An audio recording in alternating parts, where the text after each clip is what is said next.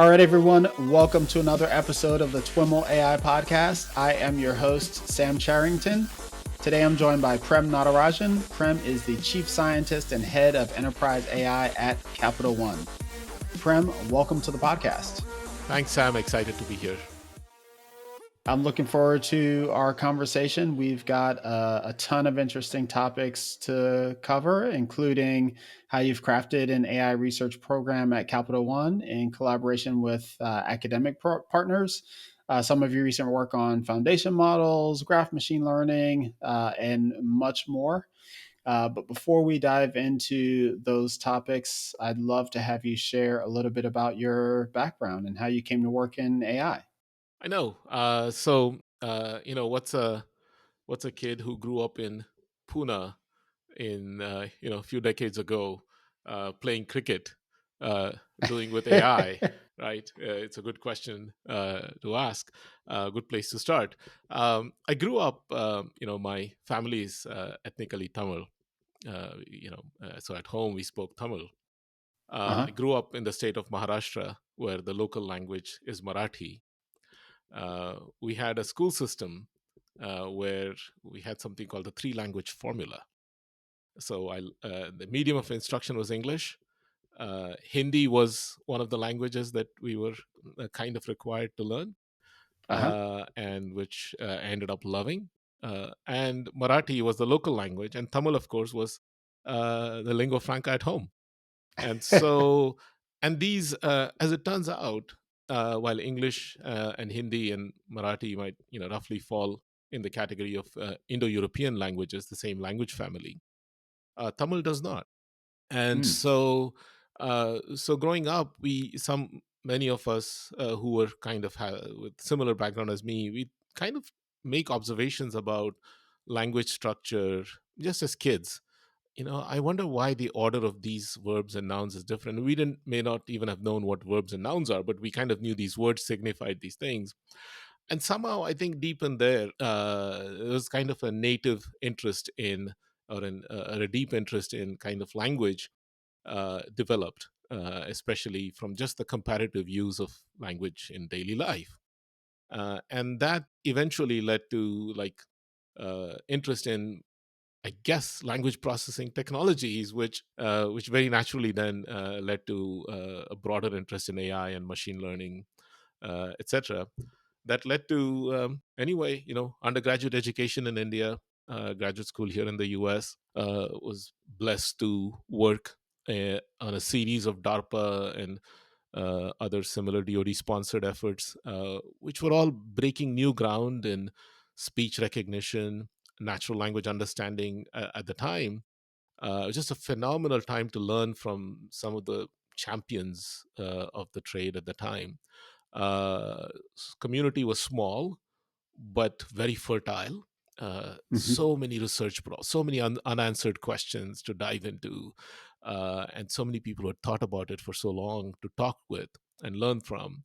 All of that, and then it was great because I had my period of education, in that world, and all of a sudden it became of mass market interest, right? And so by the time it became of mass market interest, I was ready for it. So that's what brought me here. Awesome. It's always great to be in the right place at the right time. Indeed. Yeah. Yeah, I mentioned looking forward to our conversation and being excited about it. Excited about it. That goes pretty far back. I mentioned this to you previously, but you before Capital One were at Amazon working on Alexa, Indeed. and the speech aspect of that of Alexa is obviously a key element of it. And I tried for quite a while to get an interview with you and was never able to make all of the pieces fit together. And then we met not too long ago at a Capital One dinner at KDD that I emceed and really enjoyed that conversation. I remember some really interesting topics that came up there from my perspective were, we had a really interesting exchange about reasoning, about agent-based systems, about Right. achieving fairness. Great group of people that you and the team there assembled. Um, but it just led me to look forward to kind of digging in a little bit deeper with you. So thanks once again. I think a really interesting place to maybe start is to just have you riff on what's top of mind for you. What are some of the research priorities around AI that are most interesting for you nowadays at Capital One? Yeah, you touched on some of those already in your opening, Sam, but I'll just recount a few. Uh, there's just tremendous progress, as we were talking about at the dinner that you just mentioned, which, thank you. I greatly enjoyed the perspective you brought to the curiosity and the questions that led to like kind of folks talking about it in a different way than they might otherwise. Um, Part of it, though, is that um, a lot of progress in just the general area of deep learning and transformer based learning, etc. um, but some of the data that we're interested in has structure to it, right? Like graph kind of structures, and you mentioned this in your opening about graph based ML, etc. So Hmm. one of the areas that we're very interested in is how do we combine the structure of that is inherent in much of our data or some of our data with the power of these new techniques. And you, I think, chatted with one of the people in my organization, Bayan, a while Hmm. ago, and he and his team have been working on this on this area and some others on this topic. So that's one. A second area is how do we kind of understand the inference processes of these larger models. There's been some, as always, people started looking at the smallest possible unit of these models, the neurons, as kind of the basis to try to understand inference processes. But there's been some interesting new work where groups of neurons are discovered that might kind of be doing things together. So those are all some interesting directions for us. And then, of course, from a more philosophical perspective, but one that makes it into our computational work, things like how do we make all of this more inclusive? How do we increase access to it across the full spectrum of people who come to us for our services?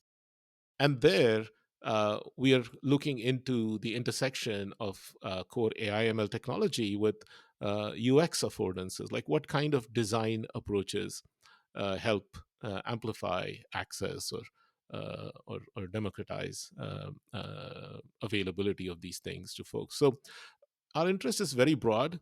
It tends to be very specific in the near term as we're trying to build things and launch them into production. But all of those near term specificity is grounded in kind of this longer arc of very broad set of interests that we have. Hmm. Hmm. And so, given that level of breadth and your academic background as a kind of pure researcher, how do you balance that with, I would think, more tactical needs of a bank that's trying to, make customers happy and, uh, kind of keep the lights on and avoid fraud and that kind of thing? How do you think about prioritization? Yeah. So the good news here is, from a curiosity perspective, all of us want to work on things that we're solving new problems, we're advancing the state of the art in some ways.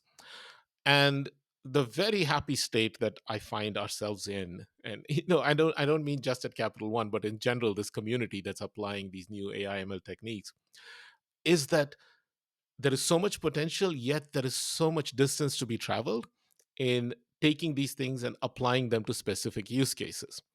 So these are all invention rich areas. So there is very little right now that is simply turn the crank, right? Pretty much anything we do, especially if you come at it from the perspective of I want to take a responsible, thoughtful approach to applying AI to these problems. So it's not just let me throw it at something and see how it works. And oh, if it works well enough based on things I can measure, I use it. We're actually saying, how do I do this in the context of how I want to do this? And in framing the problem that way, we actually discover new invention challenges. So the daily course of our lives, even though there might be a capability that we want to launch in 6 months or 8 months or 9 months, or set of capabilities, getting to those capabilities is not merely putting together available things.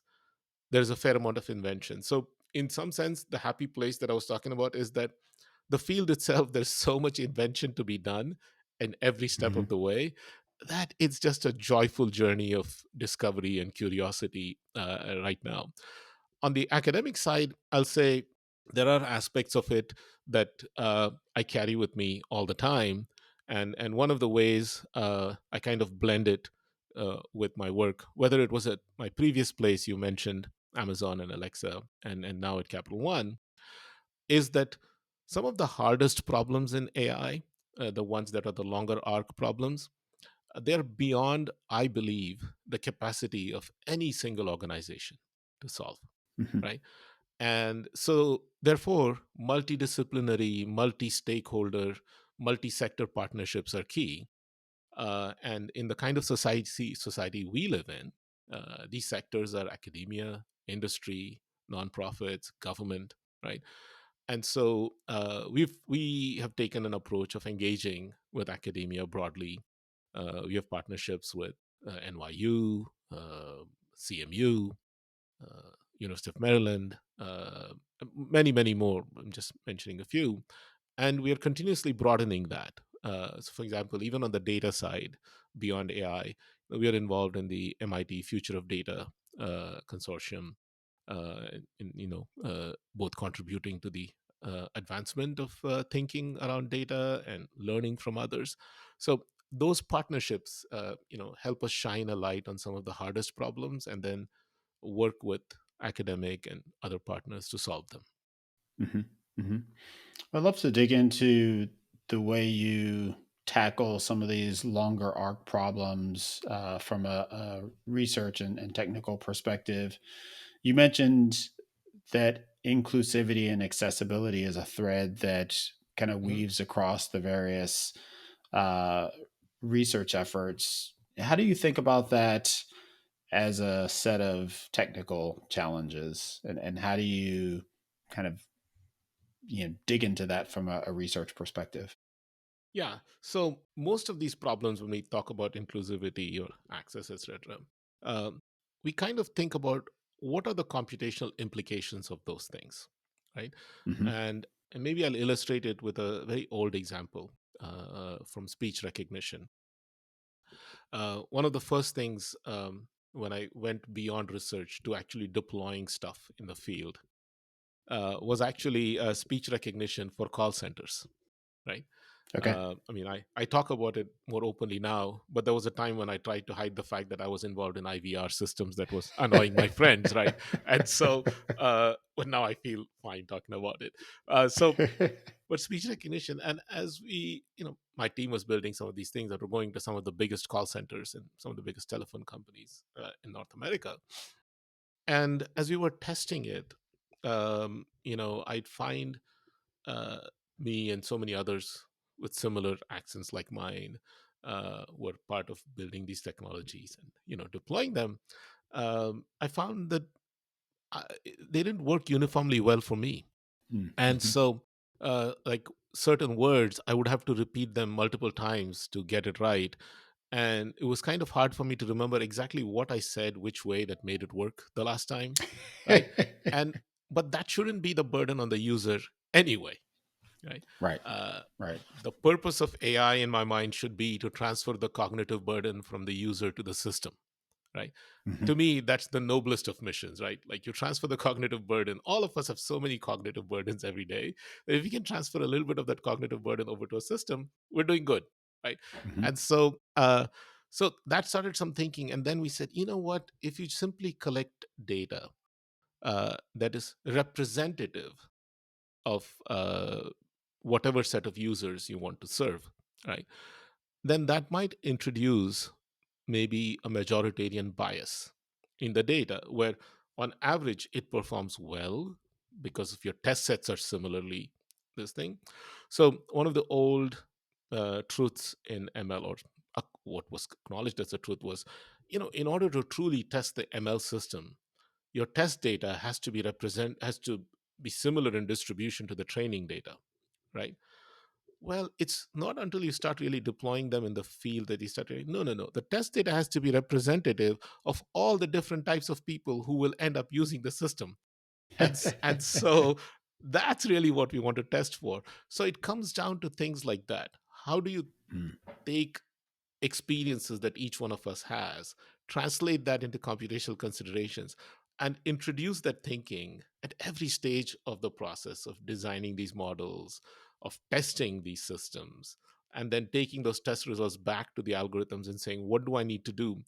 Oh, the math here is such that it embodies the distributions. Is there a way for me to break that mathematical learning into factors that then focus on different parts of the distribution? So it's just every part of the thing has to be involved.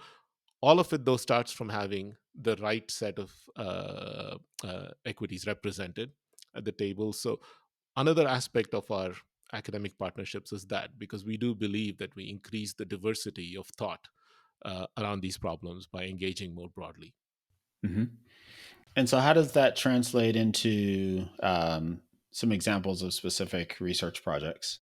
Yeah, so some of these, I'll give you a very specific name that sounds super technical, right? But is actually, like I said, like all the challenges in translating these into computational things. So if you think about what I talked on the data side, right? It's really about the fact that from a mathematical perspective, you say this data is in many different categories, right? And just by happenstance, there is imbalance in the amount of data that falls into these different categories. And how do I make sure that doesn't happen? So, one of our recent publications, actually upcoming ones, is about how to simplify neural network training in the face of class imbalances on data, right? This is Hmm. actually the name of the paper that some of our folks are working on. And so it's things like that that then say, oh, I know how to deal with class imbalance in training data while still optimizing performance for everyone, right? And then those those training techniques are then used in production, in training of production models, and then the performance is improved across the board. Now, dealing with class imbalance is kind of an age old problem in machine learning. Can you give us a flavor of what this how this paper approaches that problem? Yeah, so many different techniques. So a lot of this, Sam, what happens is, as some of these new techniques come in, we kind of think about what were some of the older learnings that we had, and how do we adapt some of those approaches mathematically to newer Hmm. ones. So here, broadly speaking, we'll talk about data augmentation, uh, or label smoothing, or things like that. And so now we're getting even deeper, right? So we start with the end thing that we see. Hey, different users are seeing different performance. We want to make that the same.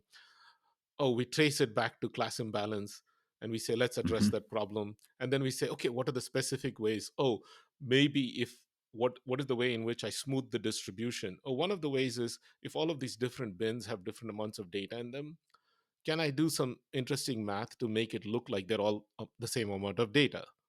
Oh, Hmm. wait, data augmentation, is there a way in which I can do it in a meaningful way to augment data that is in that's in the original training set, to make it look like, are there ways in which I can smooth the distribution of labels? So things like that. So many such techniques. One of the things I find, by the way, exciting about the new deep learning stuff is that you can design objective functions uh, that are very directly focused on addressing either defects that you might think about, or optimizing for outcomes. So, one of my PhD students at USC did some work on what we'll call adversarial invariance, right? Okay. And then later extended it to unsupervised adversarial invariance in training of these models, where you can actually design the objective functions that you're using for learning to make sure that your predictions on uh, different classes are equally accurate or not Hmm. disproportionately different in different ones. And so there, the kind of data balancing happens as part of the learning itself, where you don't have to explicitly do it. So whereas historically we used to have to take this very explicit way of data augmentation, etc., and that still helps. That Right. still Right. helps. But we can now do more sophisticated things like actually engineer the math a little bit in the optimization itself to achieve the objectives that we want. Yeah, I love that example as a very clean articulation of the kind of the pushback on, well, bias in machine learning is a data problem and you just have to collect better data, and it has nothing to do with machine learning as a technical field or a set of techniques. Well, we have these things called objective functions, and we can architect those objective functions to address some of the biases that are inherent in the data if we're thinking about that. That's right. Actually, Sam, if I can just digress a little bit, but on that Yeah. specific topic, uh, you referenced the fact that we met at this dinner at KDD. Hmm. One of the faculty members we had at our table, you might remember, was Kaiwei Chang from Yeah. UCLA. Uh, Kaiwei, I've known Kaiwei for several years now, and in fact, one of my current PhD students, Ihong Su, is kind of collaborating with him as well as part of his Hmm. PhD studies.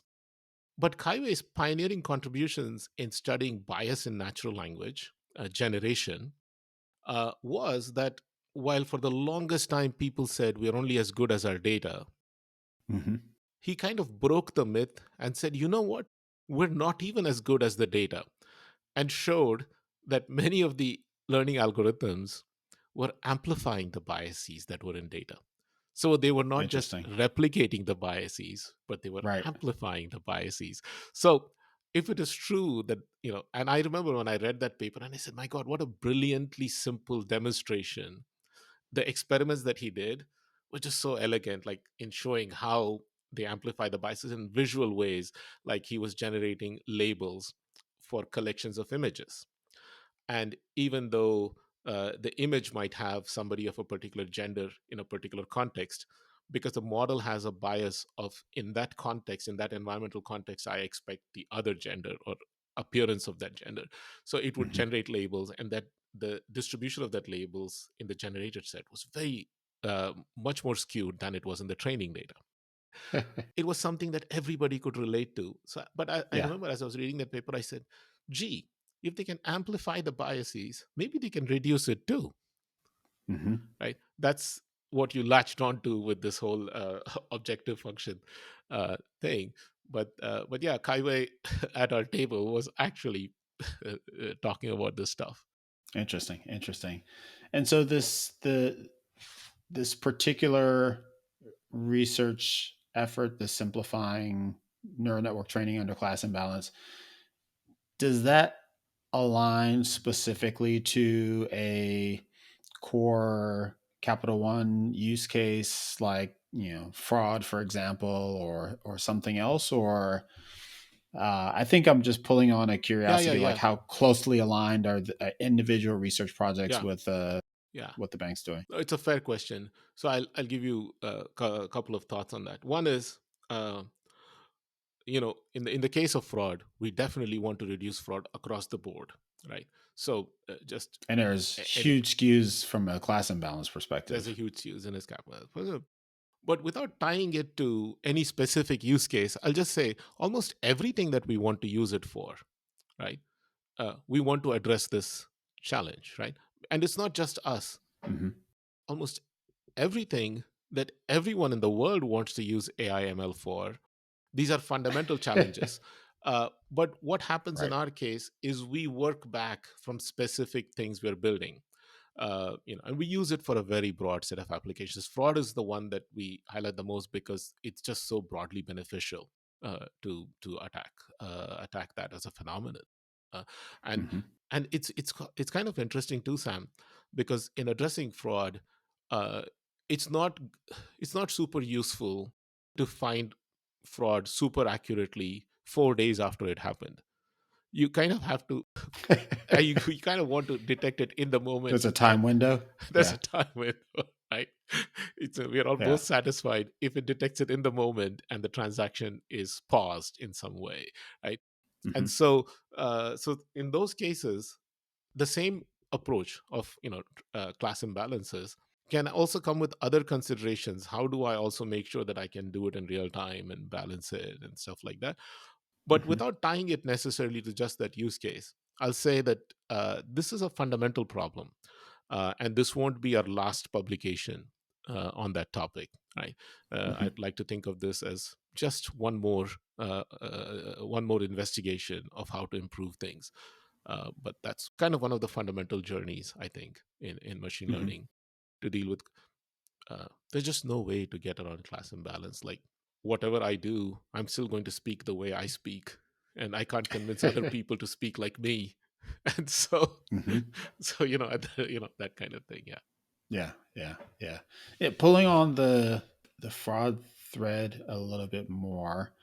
Um, one of the things that classically characterizes academic approaches to the problem is that it's very you simplify it quite a lot, and um, you say, "Hey, this is the specific thing that I'm looking at." I'm not even sure that this is relevant to what I'm trying to get at. What I'm trying to get at is I'm thinking about all of the conversations that I've had, with Capital One and others about, solving this important fraud problem. And, there's some set of research that is going at it as, hey, let's think about fraud as this graph problem because it has inherently graphical qualities. And Yeah. you've got this class imbalance, let's approach it from a class imbalance problem and try to address that. And I'm really curious, like when you have many disparate research efforts trying to tackle this problem, like how do you integrate all of those results into kind I of see. tangible, system progress?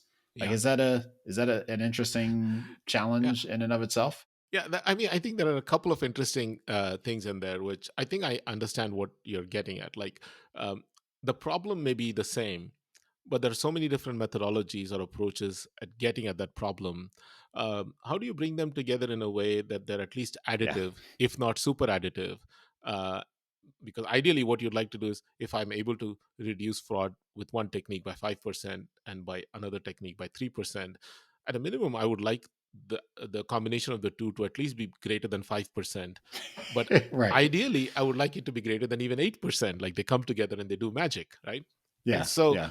uh, so there are two kind of ways in which one can think about it. One is that you have an overall framework of how you are addressing fraud, some machine learning framework, etc. And there are specific subcomponents of that framework. And here we can tie back to our recent discussion. One might be, what do I do explicitly with the data that I'm using to train the models to Mm. improve that performance? Hmm. Another is, what do I do with the objective functions to improve the performance? Yet another might be, what do I do to network configurations to improve that performance? A third might be, what kind of external knowledge sources can I bring in to improve the performance?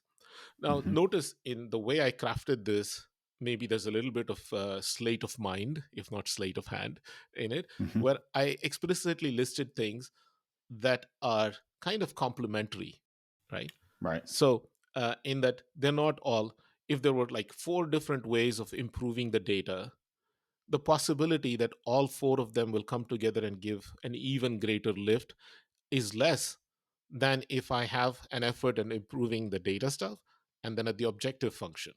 So, Hmm. partly it's in how we construct the research agenda, right? Hmm. So, at the core of what you're asking, if I take the more constructive or proactive approach to that thing, you're saying, how do you make sure you're investing in approaches that can actually be brought together to give you a greater lift, right? So I don't have to Hmm. wait at the other end of the road for people to do certain things and then say, oh, how do I bring these together?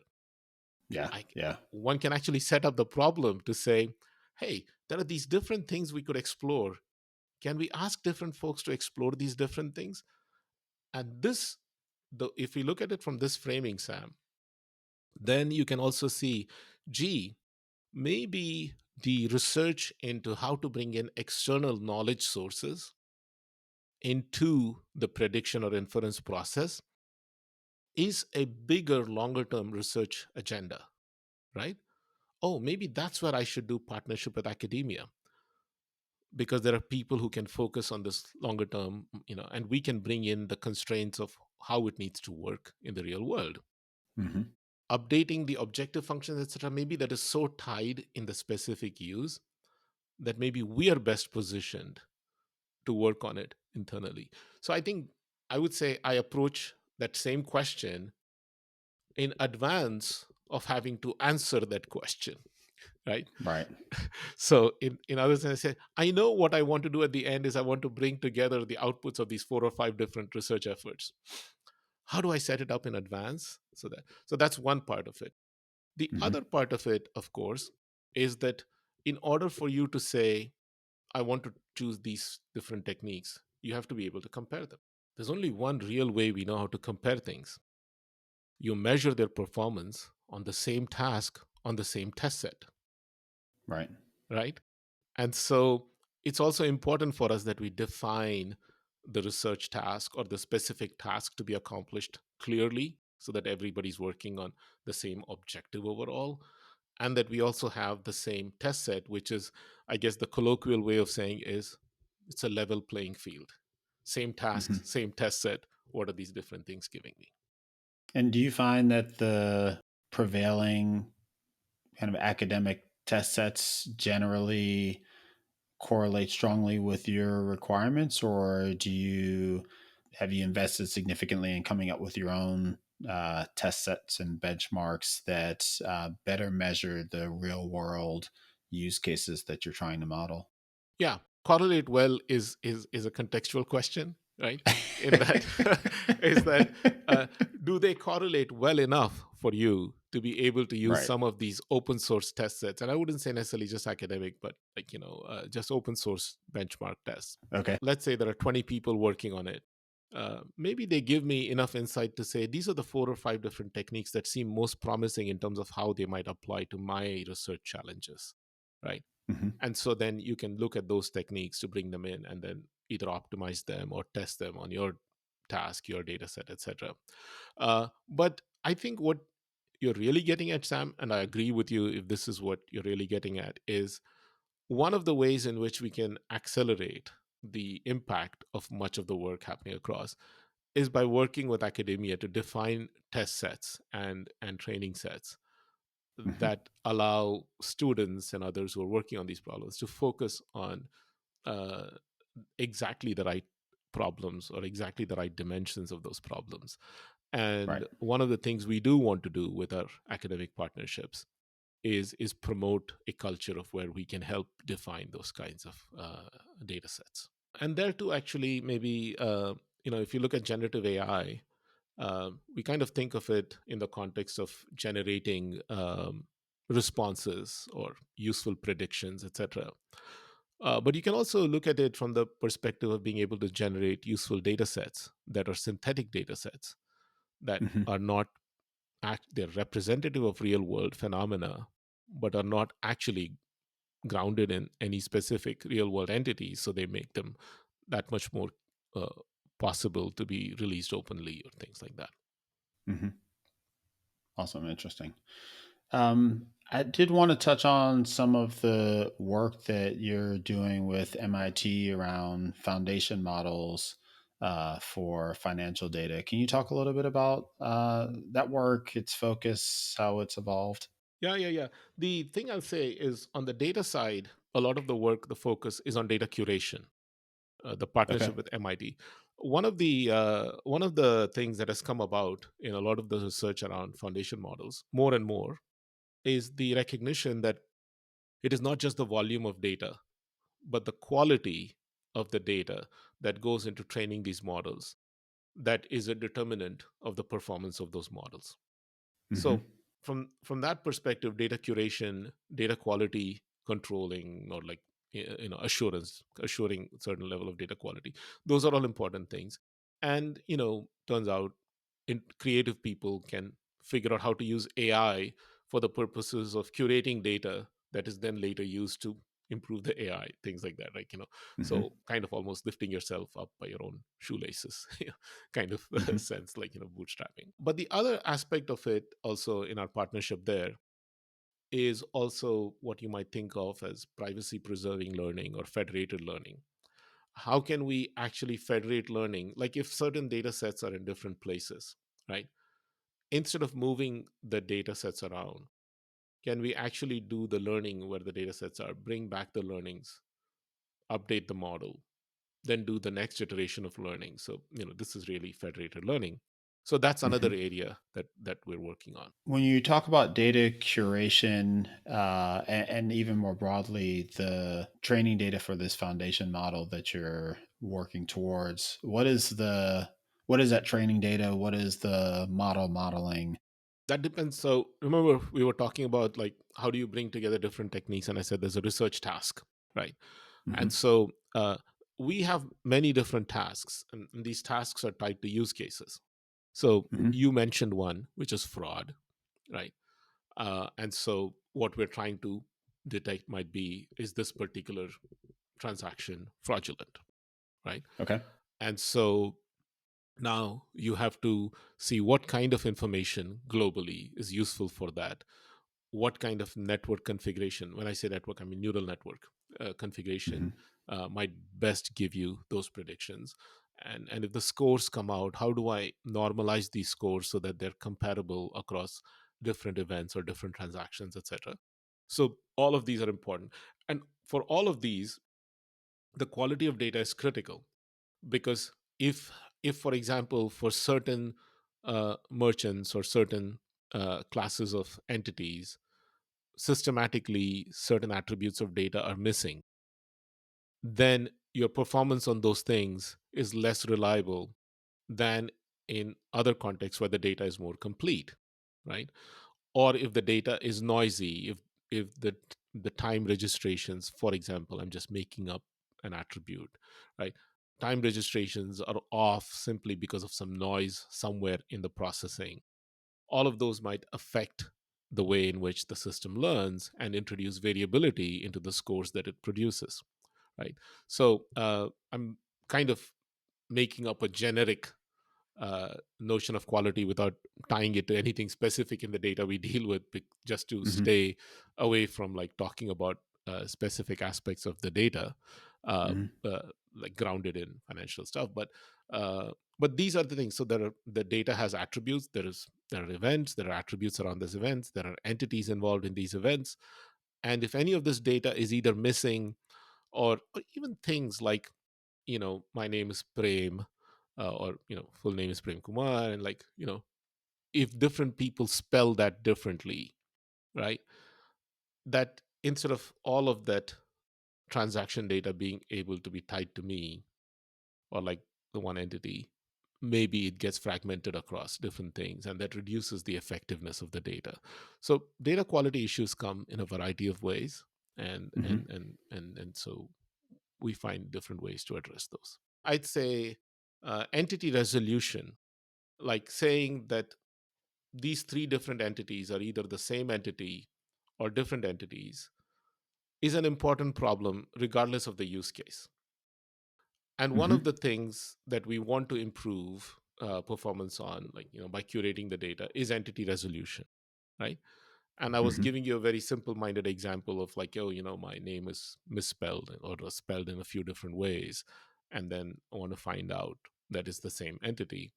But, even if my name is misspelled slightly differently, if my address for both of the names is the same, that gives me some more confidence that this is the same person. And then I might be able to normalize the two things and improve the quality of the data. Now, instead of having two separate people, it's the same entity, right?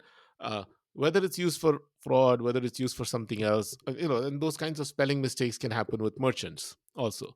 Like Fair enough. somebody some especially if you have like a lot of different merchants, like the different people may spell them differently, or different databases have them spelled differently, but you don't want to treat them as different entities if they're the same entity. So I'd say Hmm. more like, rather than take a particular problem and try to chain together a very point solution, part of our academic collaborations focus on what are some cross-cutting problems, like entity resolution, or the Yeah, quality of data that goes into improving our entity resolution, or anomaly detection, and how do we improve the data to improve performance on those problems.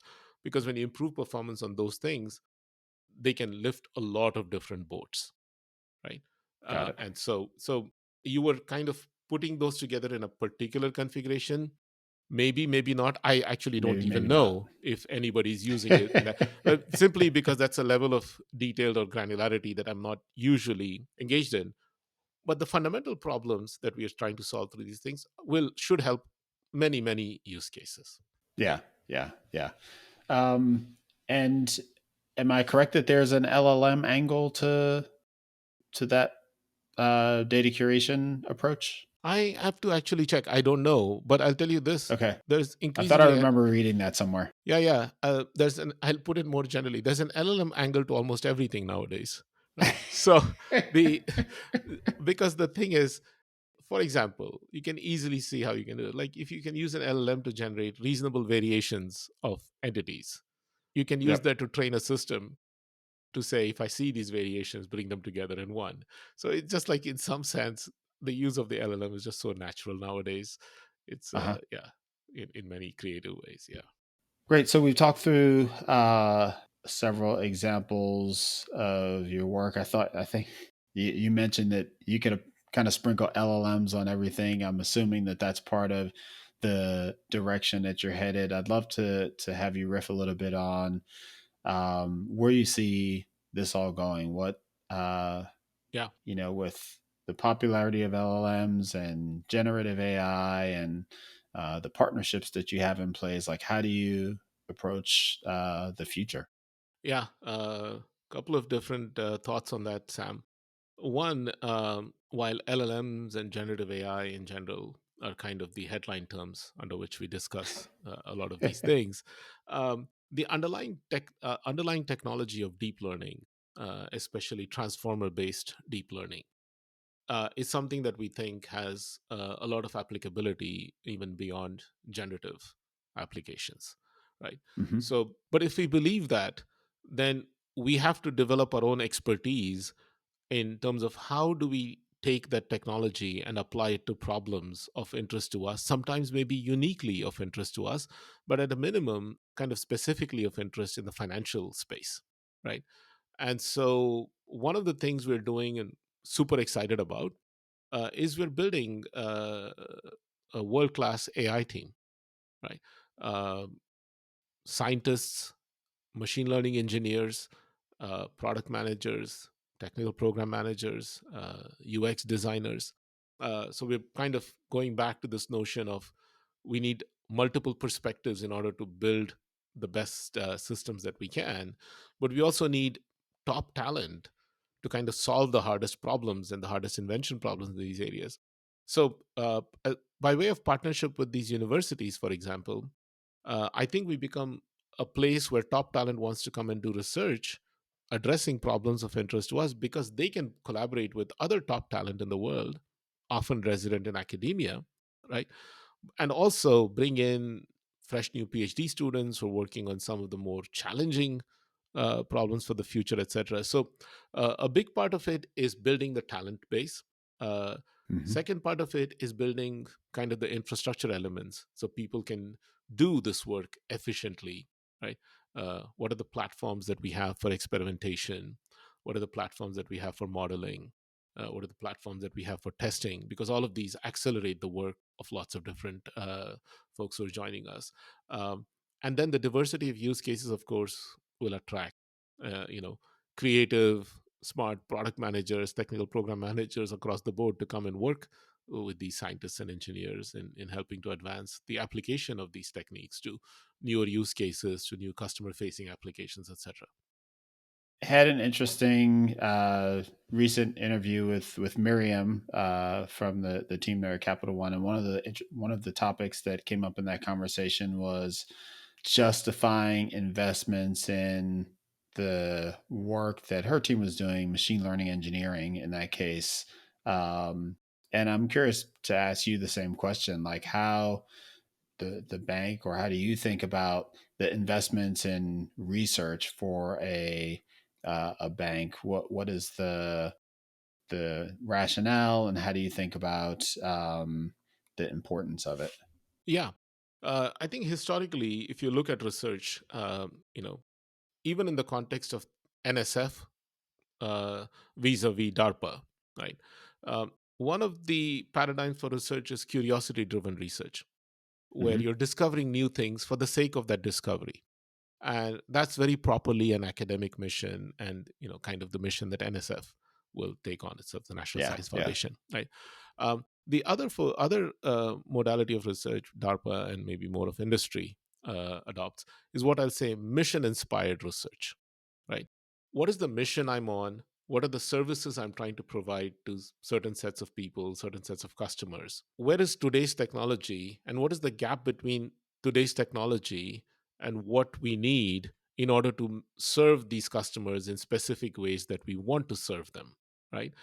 And that turns out to be a very powerful framework for research that is designed to deliver impact, right? Hmm. So in that sense, I would say we kind of pick the problems that solving which would drive impact, drive benefits to our customers, advance our business, etc. And then we focus our attention on that set of problems. Now, it turns out if those sets of problems are hard enough, then the solutions you come up with actually end up being generally applicable to lots of different things, right? This is why we see, DARPA's impact is far beyond what it has, the Right. specific programs that it has done, like it's transformed society, the world, etc., in many ways. And I Hmm. think each one of us, in our own ways, is doing that. In that, when we focus on the mission at hand and a set of uses within that mission, and then look at the gaps in technology and use that to frame the specific invention problems we need to solve, then not only are you guaranteed that if you solve that problem, you will have impact, because that's the whole framing, right? Hmm. It also turns out, I mean, and this is not necessarily intuitively true, but just experience shows us, it also turns out that those problems, that solutions to those problems are very broadly useful to other things. And I think there is something about, I think, I don't know, maybe it was Mahatma Gandhi who said something like, the solutions to the problems of humanity are to be found by living amongst people themselves, and not in the remote peaks of some mountains. And so I think by rooting ourselves in like here and now problems that are big, they're actually examples of other problems, related problems. And so we're sampling from that set. And therefore, we end up creating solutions that have very broad impact. Awesome. Awesome. Well, Prem, once again, it's been a pleasure chatting with you about some of the ways you're thinking about research at Capital One. Thanks so much for taking the time to share a bit with us. Yeah, Sam, thanks again. I think you have a way of making conversations so interesting and free flowing. I really appreciate the opportunity to talk with you. Thank you. Yeah, take care.